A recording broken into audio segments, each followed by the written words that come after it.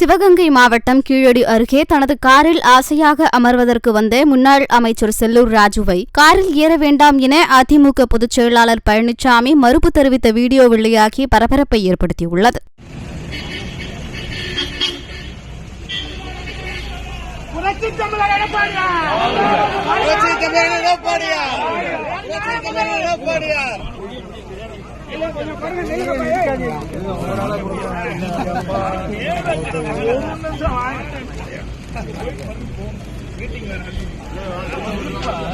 கொஞ்சம் பொறுமையா